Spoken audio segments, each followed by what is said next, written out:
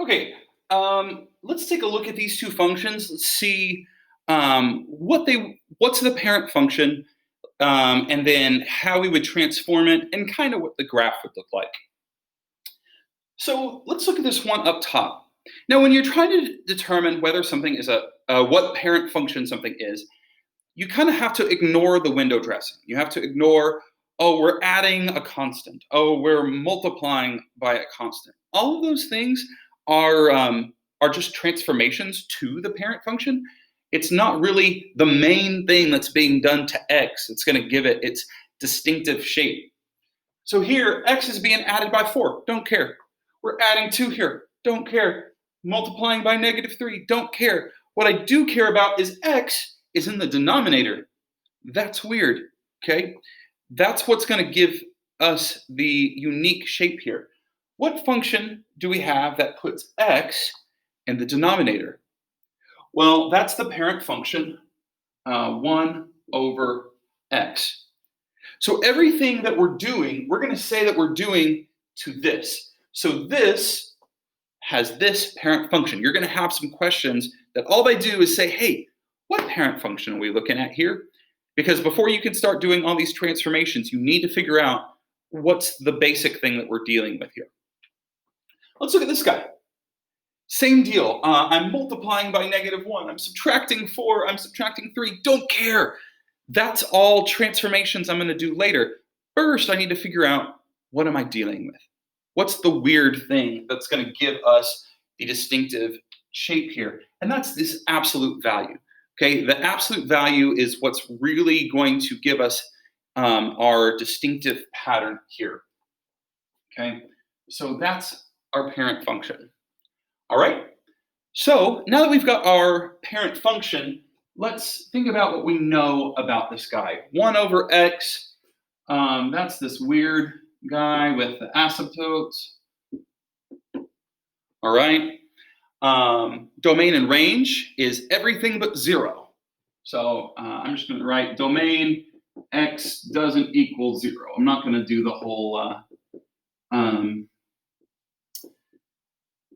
interval notation here, but x can be anything that's not 0, y can be anything that's not 0. So everything that we do is going to modify this graph, and then our domain and range is going to be modified as well. Okay,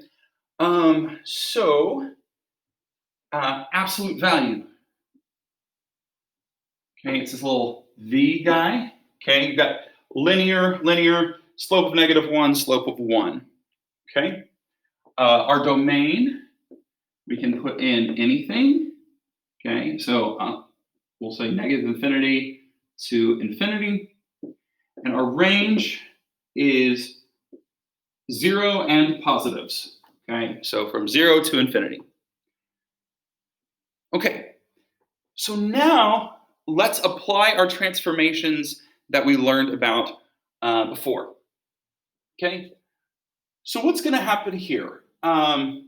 This plus 4, we have to adjust for that by subtracting 4 from all of our inputs. So that's going to move us left 4. Left 4. Okay. What is this negative going to do?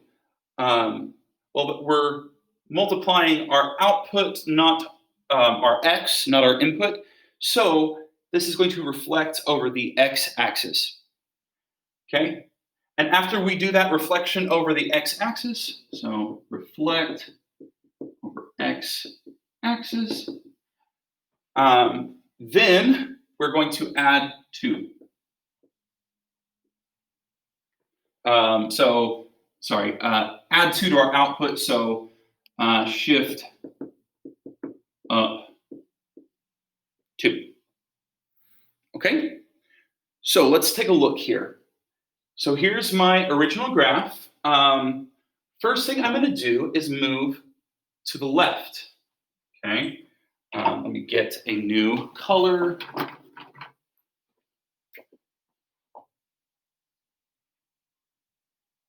Hopefully you notice our asymptote is now different. Okay. Now we're going to reflect over the x-axis. So this is going to be up here. This is going to be down here.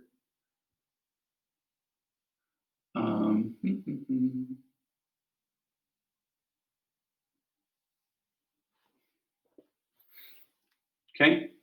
Then, and you have to do this in the correct order. Then we're going to shift up 2.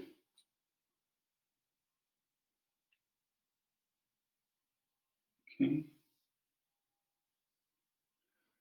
You should notice this changes our asymptote here.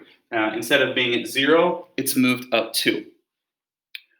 All right, so now we've got our graph, poorly drawn. If you wanted a nice graph, you could have stuck it in a graphing calculator. But let's check out our domain and range.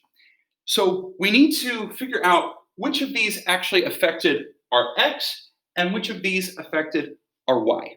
Okay, so left 3, that's going to affect our inputs. It's going to affect our x. So that decreases our x values by 4. So instead of the no-no being 0, well, now the no-no is -4, which that makes sense. What's -4 plus 4? That's 0. That's dividing by 0, sad times. Okay? What about these two? Well, these are going to affect our y. So reflect over the x-axis. So I'm going to change the sign on this. What does that do? Nothing. Okay, so it's still 0. Up 2.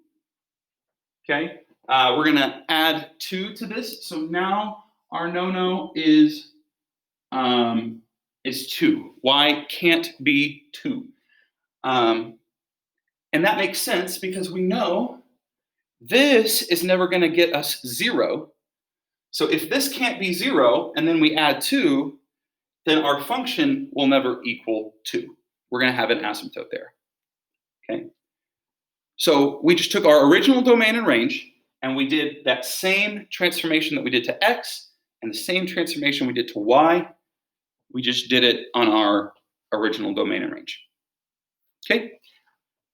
Let's take a look at our absolute value function over here. So we've got a shift right 3.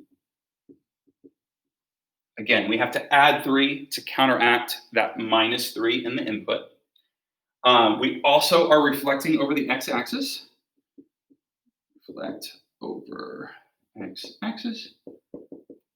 And we're going to shift down 4.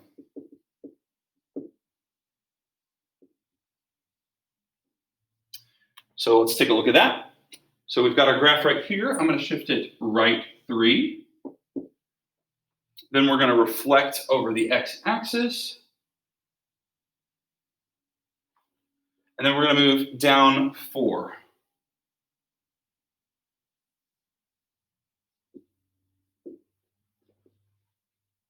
All right. Let's check out what happens to our domain and range. Right 3, that's the only thing that's affecting our x.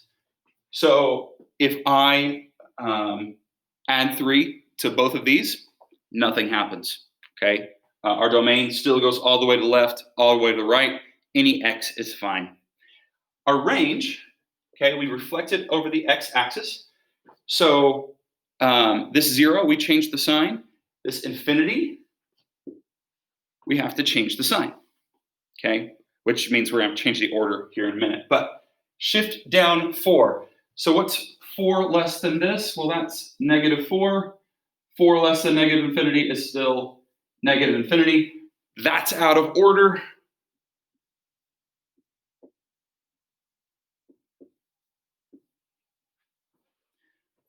Now I'm going to have some people asking, can I just look at the graph? Well, yeah. Okay, look at your y's. The highest y that we get is -4 and below. So it's negative infinity all the way up to -4. Okay, so you can do it by looking at the graph. You can do it by modifying that original domain and range. There's 10 different ways to do it. And I'm giving you all the tools so you can pick what works for you. I just want you to understand these functions in your gut. Okay, so that's how we transform a function.